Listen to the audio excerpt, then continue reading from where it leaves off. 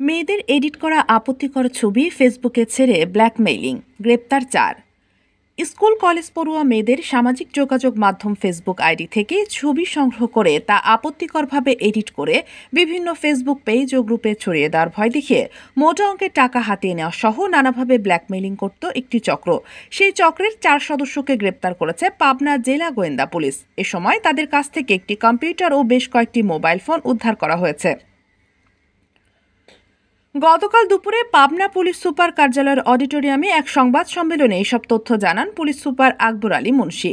গ্রেপ্তার হওয়া চক্রের সদস্যরা হলেন পাবনা সদর উপজেলার নাজিরপুর গ্রামের ইশতিয়াক আহমেদ রঙ্গন, বিল বাদুরিয়া এলাকার মোহাম্মদ শাহরিয়ার কবির আকাশ, পাবনা পৌর এলাকার রাধানগরের মোহাম্মদ ইমন আহমেদ ও শালগারিয়া এলাকার মোহাম্মদ হাসিবুল হাসান তন্ময়।